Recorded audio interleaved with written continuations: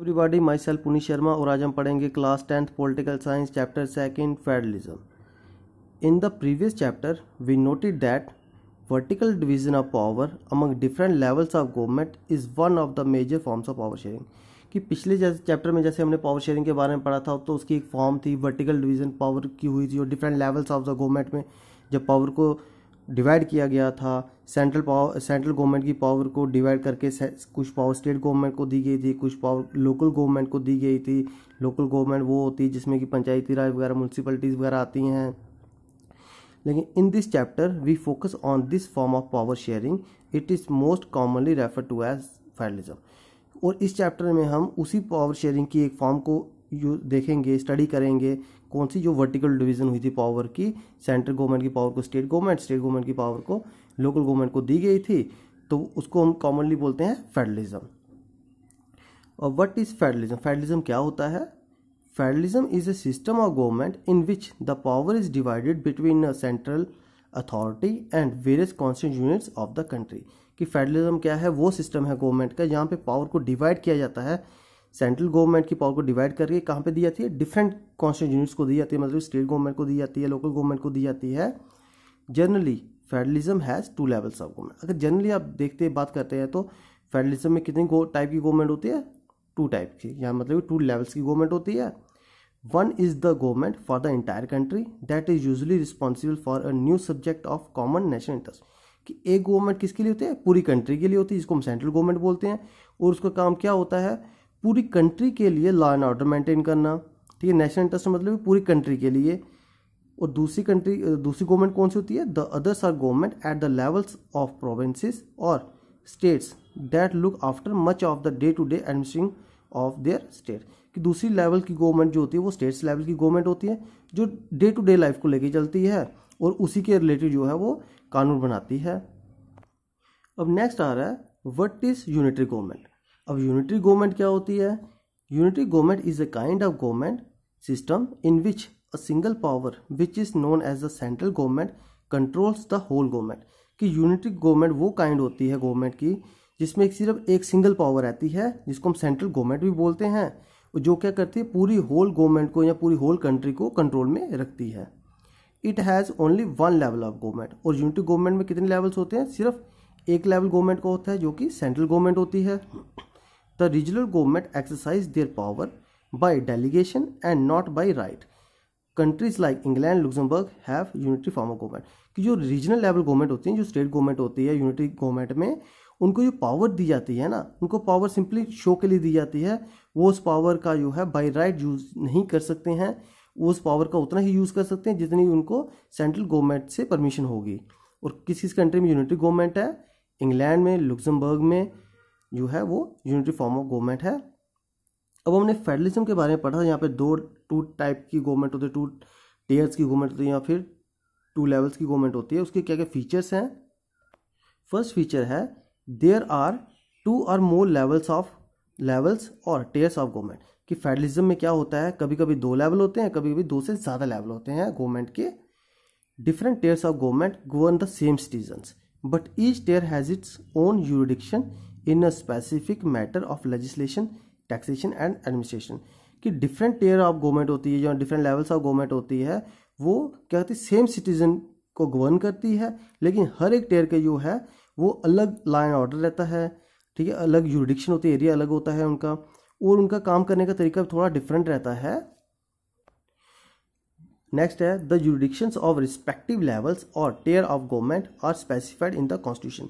अब क्या किया जाता है कि यूरिडिक्शन बताई जाती है कि किस फील्ड पे किस गवर्नमेंट को लॉ बनाना है, तो वो क्या कहते हैं कॉन्स्टिट्यूशन सब कुछ दिखाया जाता है। हर एक लॉ जो है हर एक फील्ड को लेकर डिफरेंट जो है लेवल्स जो है लॉ बनाती हैं।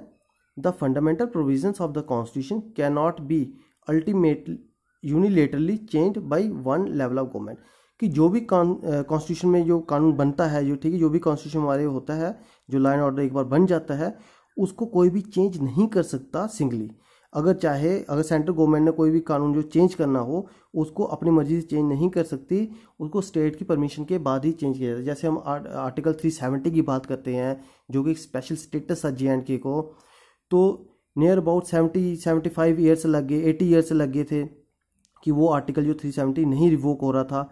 लेकिन जब स्टेट में जो है गवर्नमेंट की रूल नहीं चल रही थी, हमारे JNK में किसी भी गवर्नमेंट का रूल नहीं चल रहा था, तो उस टाइम पे जो है सेंटर के पास अथॉरिटी थी, उसको वो with the help of governor जो था उस आर्टिकल को वो रिवोक कर सकते थे।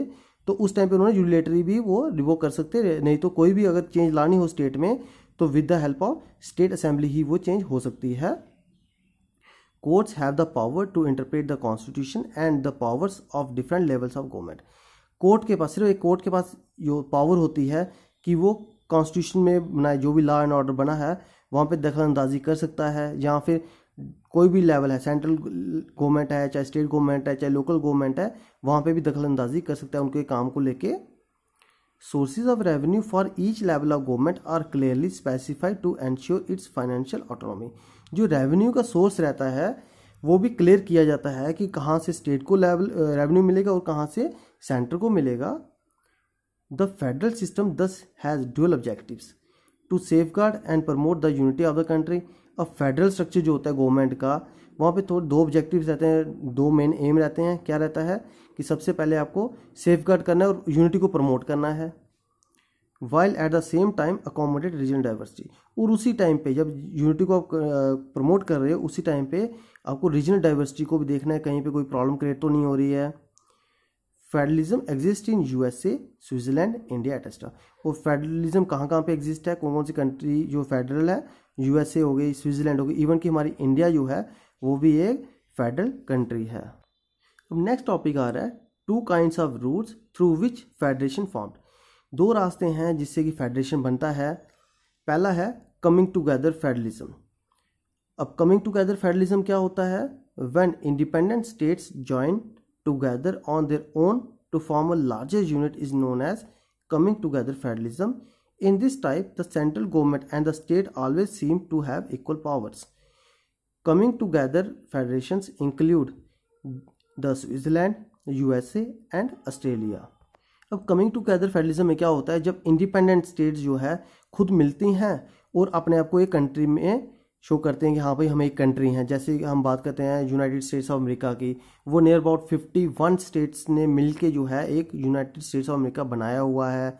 सेम वैसे ही स्विट्जरलैंड हो गई या ऑस्ट्रेलिया हो गई, डिफरेंट कंट्रीज ने मिलके एक बड़ी कंट्री बनाई हुई है, तो उसको बोलते हैं कमिंग टुगेदर फेडरलिज्म। यानी कि सब डिफरेंट कंट्री, जो USA है वो 51 कंट्रीज का ग्रुप था, तो उन्होंने क्या किया 51 कंट्रीज के ग्रुप को मिला के एक कंट्री बना दी USA।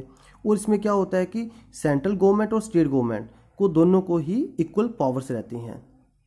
दूसरी है होल्डिंग टुगेदर फेडरलिज्म। अब होल्डिंग टुगेदर फेडरलिज्म क्या होता है, when a large country divides its power between the constituent states and national government is known as holding together federation. कि जब एक बड़ी कंट्री क्या करती है, पावर को डिवाइड करती है, किसमें, स्टेट्स में और नेशनल गवर्नमेंट में, उसको बोलते हैं holding together federation. Central government tends to be more powerful than the states. जो सेंट्रल गवर्नमेंट होती है वो स्टेट गवर्नमेंट से ज़्यादा पावरफुल होती है। Very often different constituent units of the federation have unequal powers. और बहुत बार क्या होता है कि फेडरेशन में क्या होता है कि डिफरेंट कॉन्स्टिट्यूएंट यूनिट्स को अनइक्वल पावर मिल जाती है। कैसे, some units are granted special powers. किसी यूनिट को स्पेशल पावर मिल जाती है। जैसे अगर हम बात करते हैं, इंडिया एक डेमोक्रेटिक कंट्री है, फेडरल कंट्री है, तो आज़ादी के टाइम पे नियर अबाउट 500 प्रिंसली स्टेट्स थी, तो सबको उन्होंने इकट्ठा मिलाया, ठीक है। फिर जब आज़ाद हुआ तो इवन कि अब की बात करते हैं तो 29 स्टेट्स थी और 7 यूनियन टेरिटरीज थी। लेकिन क्या हो गया 2019 में जब आर्टिकल 370 रिवोक हुआ, और आर्टिकल 370 क्या था, एक स्पेशल स्टेटस, जो पता है स्पेशल पावर की बात चल रही है, वही स्पेशल स्टेटस था जो JNK को दिया गया था। जब वो रिवोक हुआ, उस स्पेशल स्टेटस को तोड़ा गया, तो उसके बाद रह गई 28 स्टेट्स रह गई और 9 यूनियन टेरिटरीज बन गई, क्योंकि लद्दाख अलग हो गया। अभी भी कहीं किसी स्टेट्स में जो है स्पेशल पावर दी गई है स्टेट्स को, क्योंकि जब आज़ादी के टाइम पे जब उनको अपने साथ इमर्ज किया था, होल्ड किया था, होल्डिंग टुगेदर में जब उनको किया था, अपनी तरफ आकर्षित करना है, उनको आकर्षित किया कि हाँ भाई हम आपको ये फैसिलिटी देंगे, तो उस टाइम पे उनको कुछ स्पेशल पावर दी गई थी ताकि वो हमारे साथ बने रहें। अब वो कौन कौन सी कंट्री जो होल्डिंग टुगेदर फेडरलिज्म में आती हैं, India, Spain and Belgium are examples of this kind of holding together federation. ठीक है, जो ये 3 कंट्रीज इनकी एग्जाम्पल्स हैं। अब है what makes India a federal country. अब इंडिया को फेडरल कंट्री क्या चीज़ बनाती है। India has emerged as an independent nation after a painful and bloody partition. कि इंडिया इंडिपेंडेंट नेशन बना था, बहुत ही दुखदायक घटनाएं घटी थी उस टाइम पे, खूनी खेल हुआ था उस टाइम पे इंडिया में। आज़ादी के टाइम पे बहुत से हिंदुओं ने मुसलमानों को मारा, मुसलमानों ने हिंदुओं को मारा, बहुत ही उस टाइम पे बहुत पेनफुल हम कह सकते हैं दुखदायक घटना घटी थी। Soon after independence several princely states became a part of the country. और आज़ादी के बाद क्या हुआ, बहुत सी प्रिंसली स्टेट्स होती, मैंने बताया आपको 500 के करीब जो प्रिंसली स्टेट्स थी, तो वो एक हमारी कंट्री का एक पार्ट बना था। The constitution declared India as a union of states. और जब कॉन्स्टिट्यूशन बना था तो उन्होंने क्या बताया था कि इंडिया क्या है, यूनियन ऑफ स्टेट्स है, डिफरेंट स्टेट्स ने मिलकर एक कंट्री को बनाया है। Although it did not use the word federation, the Indian union is based on the principle of federalism. तो उस टाइम पे ये नहीं बोला कि हम फेडरेशन, हमारी कंट्री को फेडरेशन नहीं। तो जब इंडिया की यूनियन स्टेट्स जो बन गई थी, इंडिया एक सेंट्रल गवर्नमेंट थी, उसके बाद जो डिफरेंट डिफरेंट स्टेट्स थी कंबाइन होकर बन गई, तो ऑटोमेटिकली क्या हो गया, एक प्रिंसिपल फेडरलिज्म का जो प्रिंसिपल था कि होल्डिंग टुगेदर का, तो ऑटोमेटिकली बन गया। तो इंडिया एक फेडरल कंट्री में कहने लगे हम कि हाँ भाई इंडिया फेडरल कंट्री है। The constitutional originally proved for a 2-tier system of government, the union government और what we call the central government representing the union of India and the state government. अब क्या था कि जब India का constitution बन गया तो वहाँ पे 2-tier सिस्टम बन गया गवर्नमेंट का। एक यूनियन गवर्नमेंट थी जिसको हम सेंट्रल गवर्नमेंट कहते हैं, और दूसरी क्या थी, state government. Later the 3rd tier of federalism was added in the form of panchayat and municipality. और उसके बाद जो 3rd tier भी आ गया हमारे इंडिया में, जिसको पंचायत और म्यूनसिपलिटीज बोलते हैं। As in any federation these different tiers enjoy separate jurisdiction.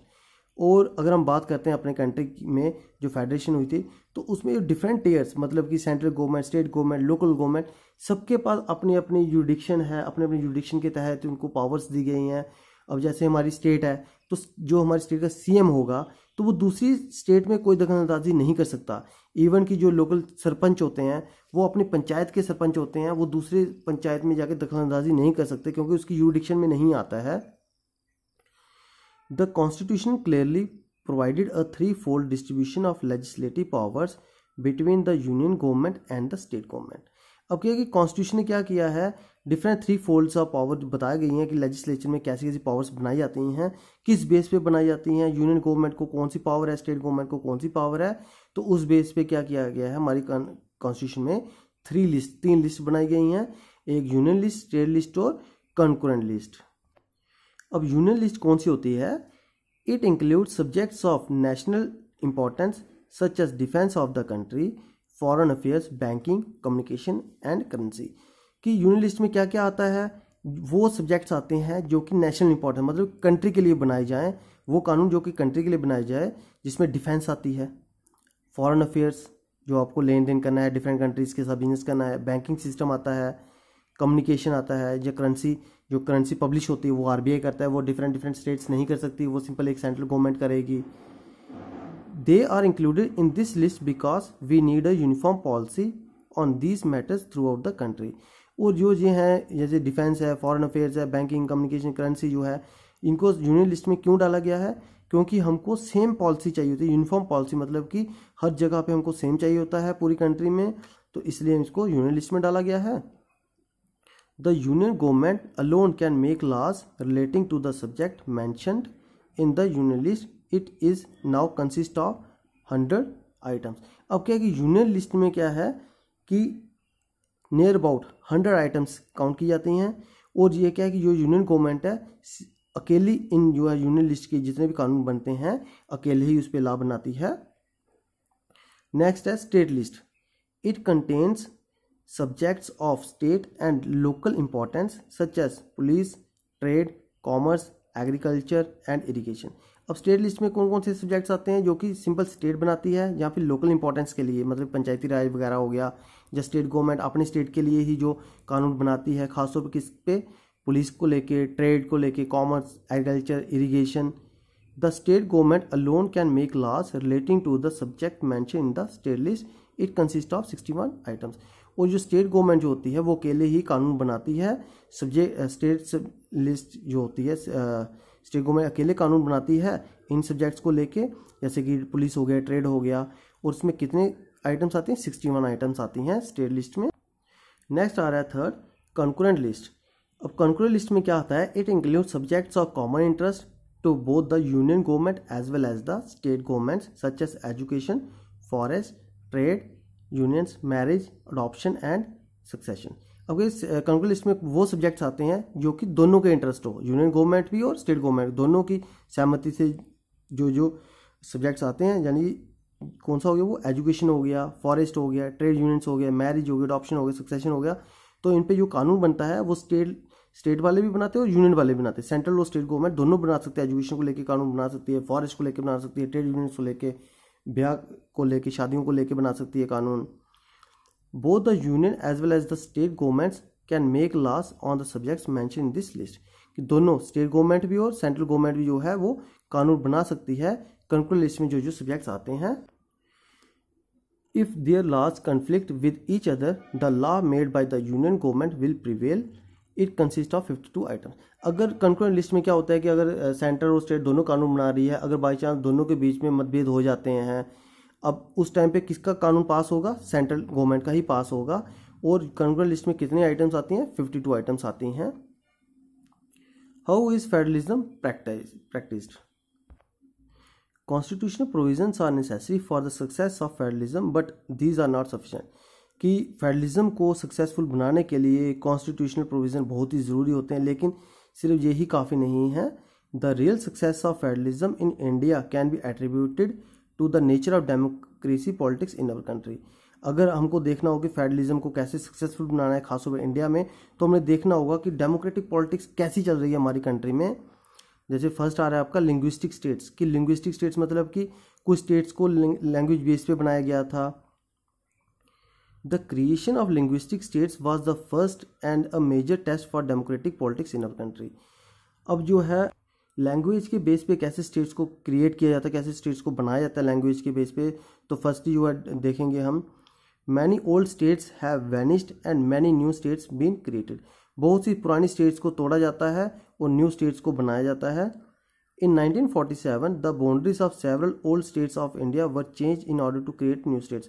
अगर हम 1947 की बात करते हैं तो उस टाइम पे बहुत सी कम स्टेट्स थी हमारी कंट्री में और उनकी बाउंड्री को तोड़ा गया था ताकि वह न्यू स्टेट्स बन सकें लैंग्वेज के बेस पे। जैसे अभी तेलंगाना बनी थी 2014 को, सेकेंड जून 2014 को तेलंगाना बनी थी, तो वो भी लैंग्वेज के बेस पे ही बनी थी।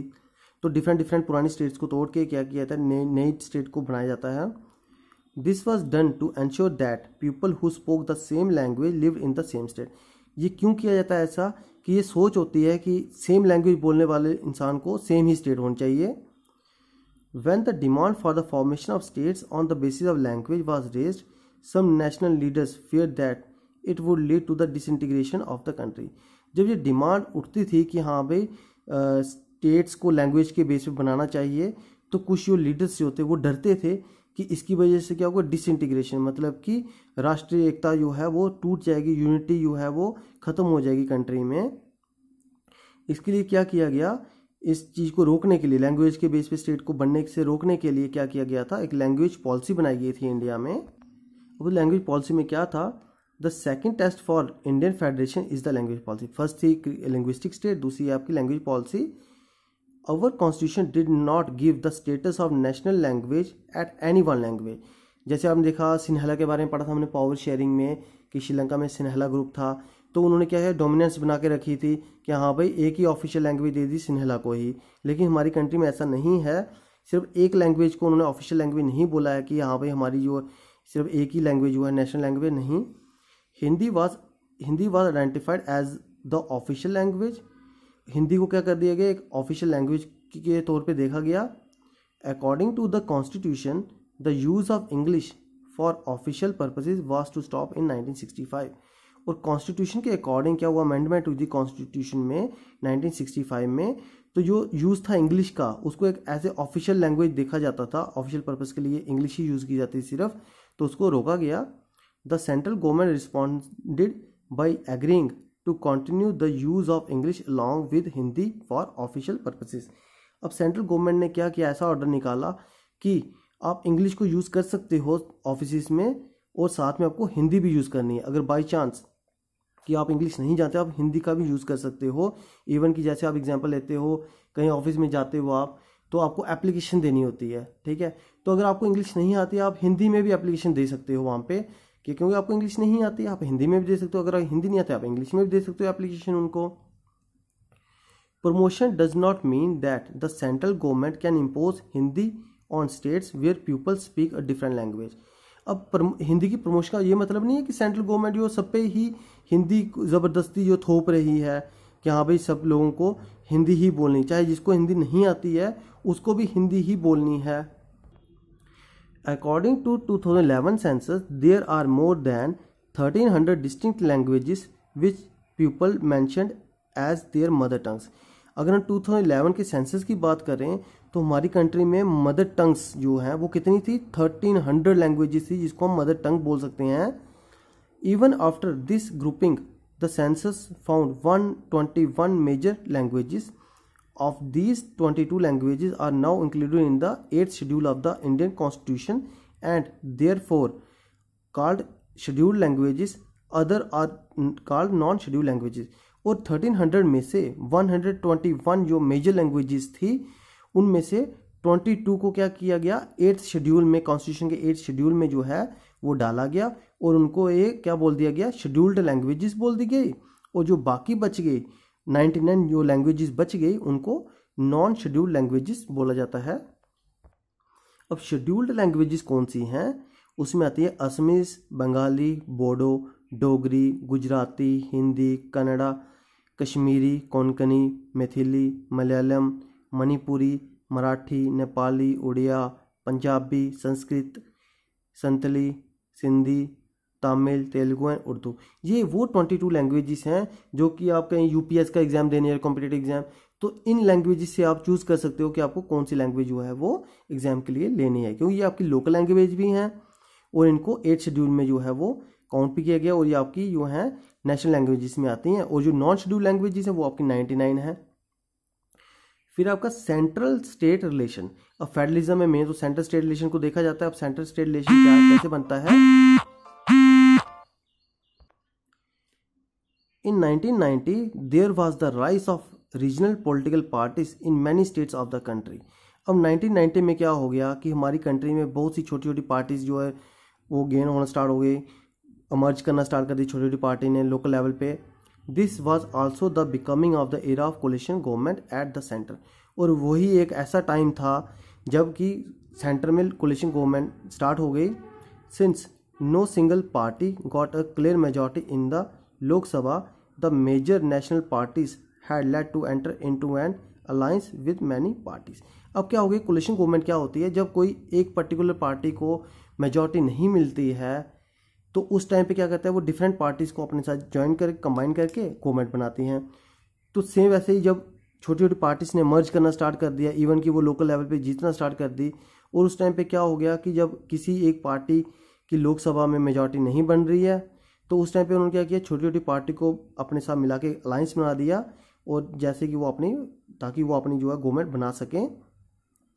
This led to a new culture of power sharing and respect for the autonomy of the state government. और इसकी वजह से क्या हो गया, एक नई पावर आ गई पावर शेयरिंग की, जिसकी वजह से स्टेट गवर्नमेंट को भी उन्होंने रिस्पेक्ट देनी पड़ी। Thus federal power sharing is more effective today than it was in the early years after the constitution came into force. और जो फेडरल पावर शेयरिंग जो आ रही है आज के ज़माने में वो ज़्यादा पावरफुल है एज़ कम्पेयर टू अगर आप पावर शेयरिंग की बात करते हैं जब कॉन्स्टिट्यूशन हमारा बना था। अब लास्ट टॉपिक आपका इस लेसन का डिसेंट्रलाइजेशन इन इंडिया। डिसेंट्रलाइजेशन क्या होता है वो पढ़ेंगे हम आगे। We noted above that federal government has 2 or more tears of government. हमने ये पढ़ा है पीछे कि फेडरल गवर्नमेंट में क्या होता है, 2 या 2 से ज़्यादा जो है लेवल्स होते हैं गवर्नमेंट के। But a vast country like India cannot be run only through these 2 tears. और लेकिन इंडिया जो एक बहुत बड़ी कंट्री है और इंडिया में सिर्फ 2 टीयर से काम नहीं चलना था। Federal power sharing in India needs another tier of government. This resulted in a 3rd tier of the government called local government. और इसी के लिए क्या किया गया, एक और टियर बना दिया गया जो थर्ड टियर था, जिसको हम क्या बोलते हैं, लोकल गवर्नमेंट बोलते हैं। When power is taken away from central and state government and given to a local government, it is called decentralization। कि जब पावर को सेंट्रल गवर्नमेंट से लेके स्टेट गवर्नमेंट या फिर लोकल गवर्नमेंट को दी जाती है, यानी कि जब पावर को सेंट्रल और स्टेट से लेके लोकल गवर्नमेंट को दी जाती है, उसको बोलते हैं हम decentralisation. As a local level it is possible for the people to directly participate in decision making. A major step towards decentralisation was taken in 1992। अब लोकल लेवल पे क्या होता है कि आप डायरेक्टली इंटरेक्ट कर सकते हो अपने मेंबर के साथ। जैसे आपके सरपंच ही होता है पंचायत में, तो आप उसके साथ डायरेक्टली इंटरेक्ट कर सकते हो, क्योंकि अगर आप एमएलए के साथ नहीं मिल सकते जाके डेली, या फिर आप सीएम के साथ नहीं मिल सकते, लेकिन आपका जो सरपंच होगा आपके ही मोहल्ले में रहता है, आपकी लोकेलिटी में रहता है, सरपंच हो गया या म्यूनसिपैलिटी का वार्ड मेंबर हो गया, तो आप उसके साथ डेली ही इंटरेक्ट कर सकते हो जब भी कोई प्रॉब्लम आए। तो इसलिए जो था लोकल गवर्नमेंट को भी इमर्ज किया गया 1992 में। The rural local government is popularly known by the name panchayati raj. और रूरल लोकल गवर्नमेंट, जो गांव की लोकल गवर्नमेंट होती है, उसको किस नाम से जाना जाता है, पंचायती राज से के नाम से जाना जाता है। This is a council consisting of several ward members often called panch and president or sarpanch. कि क्या होता है कि इसमें डिफरेंट वार्ड मेंबर्स को कंबाइन करके बनाया जाता है, और उसका हेड कौन होता है, जहाँ तो पंच होता है या फिर प्रेसिडेंट जो होता है उनका सरपंच ही होता है, वो हेड होते हैं। They are directly elected by the adult population living in that ward or village. उनको कौन इलेक्ट करता है, जो अडल्ट पॉपुलेशन, यानी ये भी जो है जहाँ पे इलेक्शन जो होती है वो भी यूनिवर्सल अडल्ट फ्रेंचाइज के थ्रू ही होती है। It is the decision making body for the entire village. और वो क्या करते हैं, पूरे गाँव को लेके एक डिसीजन मेकिंग बॉडी होती है पूरे गाँव की, वही होती है पंचायत। ऑल द पंचायत समिति और mandals in a district together constitute the zila parishad. एक डिस्ट्रिक्ट में जितनी भी पंचायत्स होती हैं उनको मिला के क्या बनता है, जिला परिषद बनता है। Local government bodies exist for urban areas as well. और क्या किया जाता है, जैसे रूरल एरिया में होती है पंचायती राज, वैसे ही जो है सिटी एरिया में भी बनाई जाती है local body. Big cities are constituted into municipal corporation. और बड़ी सिटीज में क्या बनाया जाता है, म्यूनिसिपल कॉर्पोरेशन बनाई जाती हैं। This new system of local government is the largest experiment in democracy conducted everywhere in the world. और जो 3 टियर ऑफ गवर्नमेंट जो था, 3 टियर सिस्टम जो था, थर्ड लेवल ऑफ गवर्नमेंट जो थी, उसको ऐसे तौर पे एक्सपेरिमेंट किया था। लेकिन अब जो डेमोक्रेसी में पूरी दुनिया में जो है 3 टियर ऑफ गवर्नमेंट जो थी वो यूज़ हो रही है, वही चल रही है। अब स्टूडेंट्स, चैप्टर आपका यहीं पे क्लोज होता है। Bye, take care.